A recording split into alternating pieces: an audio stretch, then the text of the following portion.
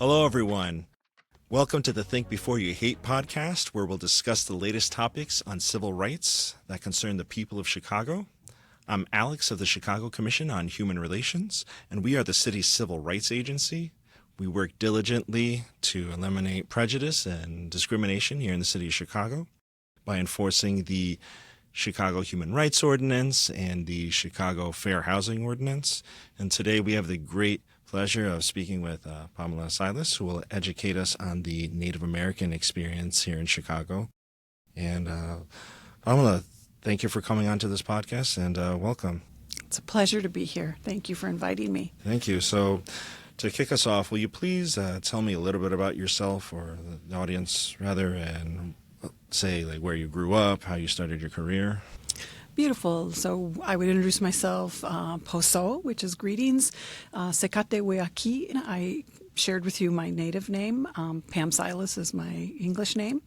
I came to Chicago very young at 14 from the city of Milwaukee and settled in the Uptown area. Uptown was a concentrated community of Native Americans back in the 70s, late 60s, early 70s. So I joined a pretty robust community of natives here. Right on.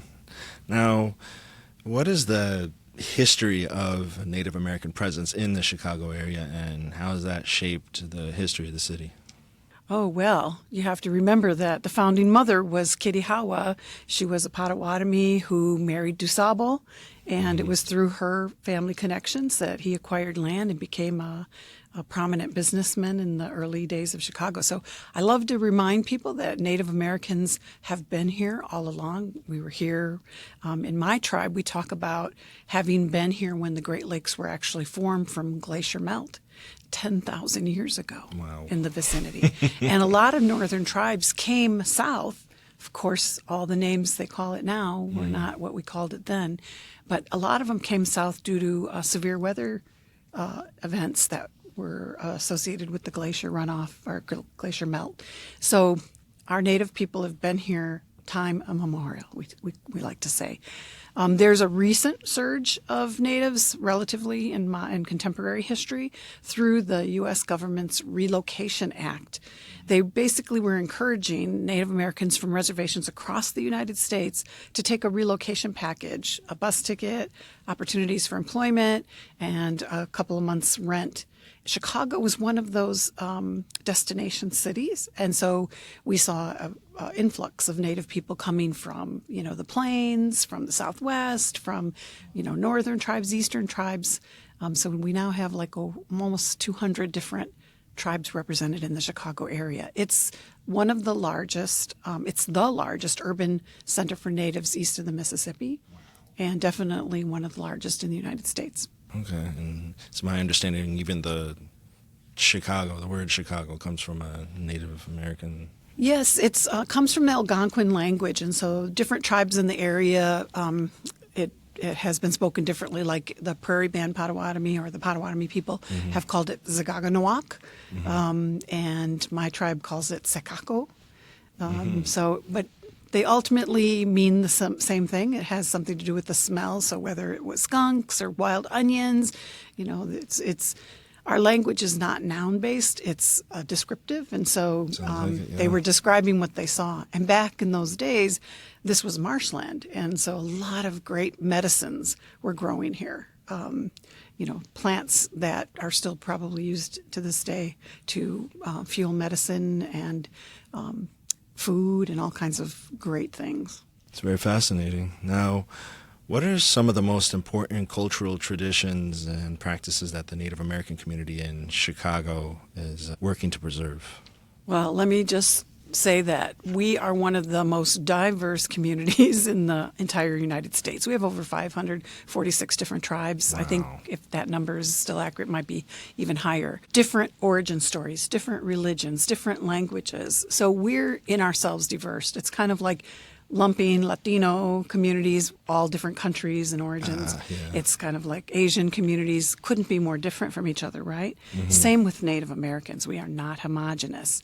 And so I think we've learned very early on throughout our contact how to live in diverse relationship with other communities. Now, since you mentioned that Native American community is not homogenous, how does the Native American community in Chicago navigate issues of identity, discrimination, and cultural appropriation?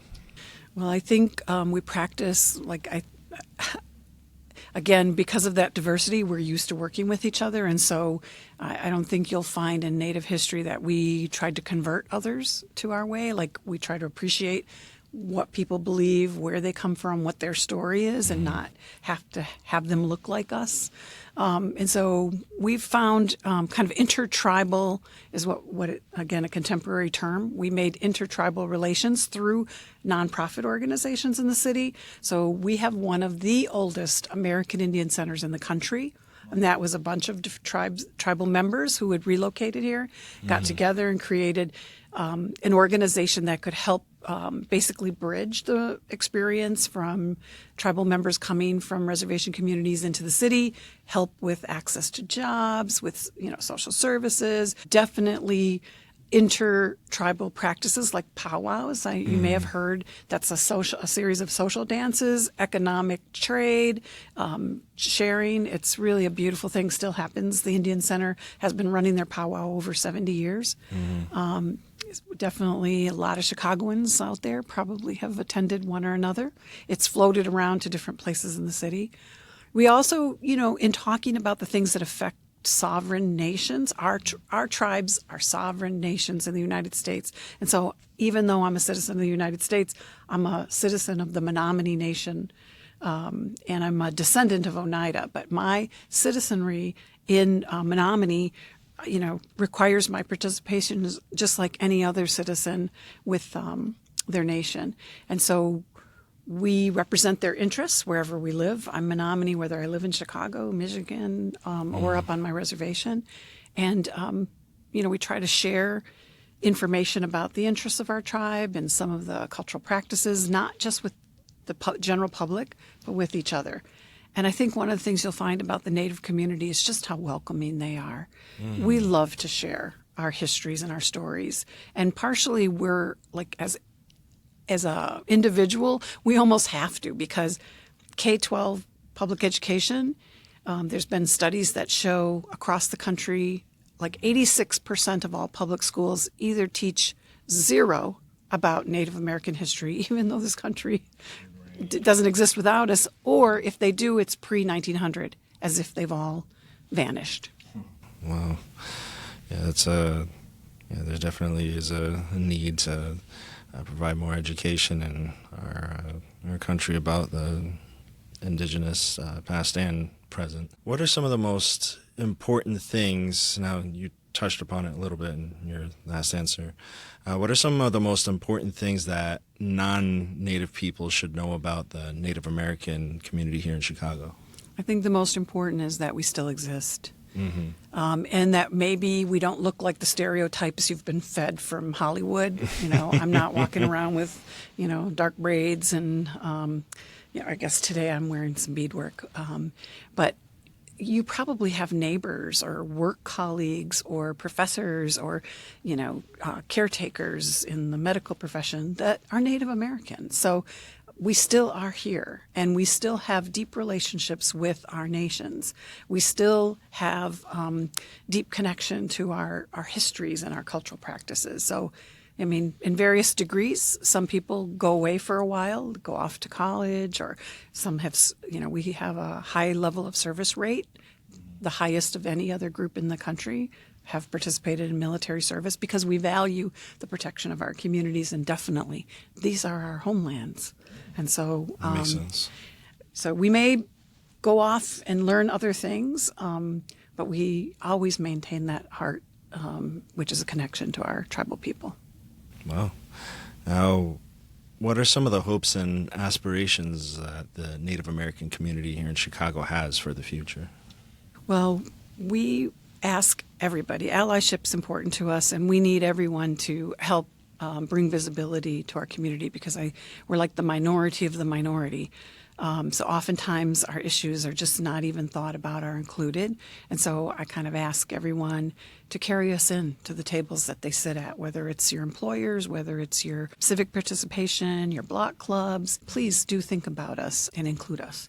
And I think we have the same aspirations that anyone has. We want to raise our families in safe and affordable environments. We want to do something productive to earn a living.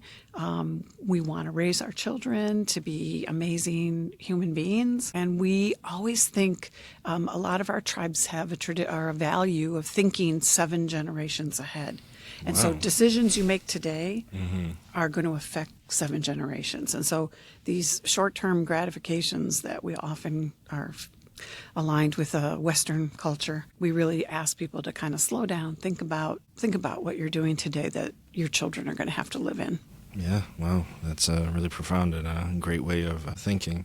Now, as we're wrapping up this conversation, I'm going to ask you this one question that I ask every single guest in this podcast. In your opinion, what can our listeners do in their everyday lives to combat hate and discrimination?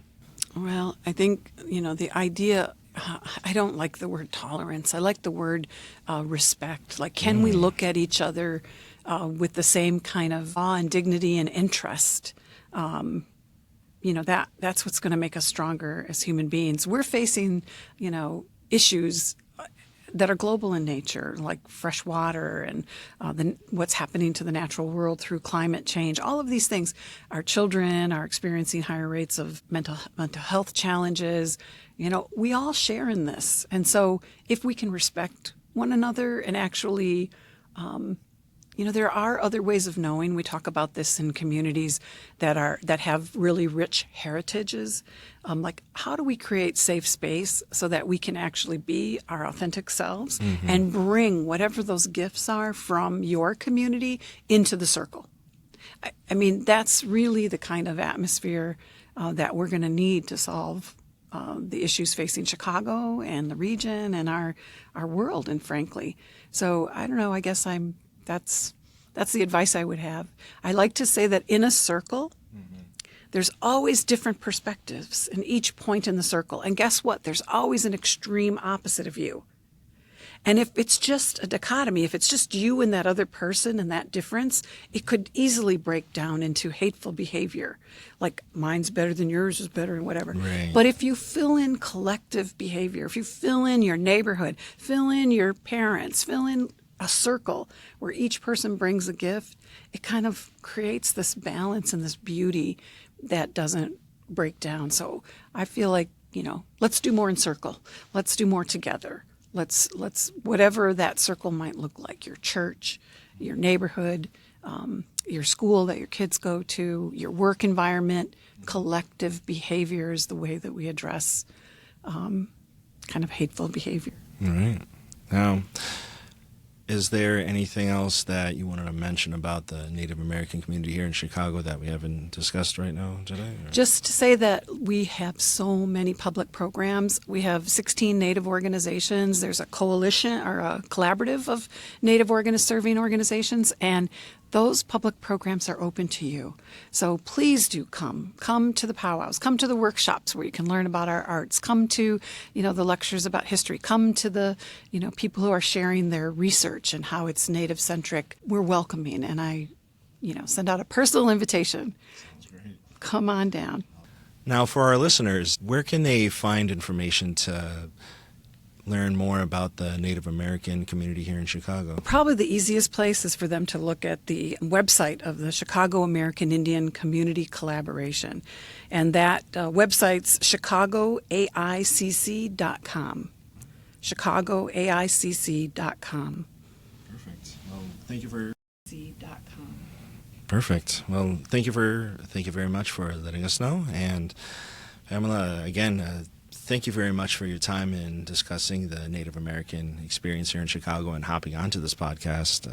I learned a lot today, and I really appreciate your wisdom, and I really hope our listeners enjoyed your wisdom about the Native American experience here in Chicago. And thank you to all of our listeners for tuning in to the Think Before You Hate podcast. Remember, if you or anybody you know feels that they've been a victim of discrimination in Chicago, please do not hesitate to contact the Chicago Commission on Human Relations at 312-744-4111. Again, that is 312-744-4111. Please follow us on our social media platforms. We're on Facebook, X, LinkedIn, Instagram, and now Blue Sky. And until next time, remember, think before you hate.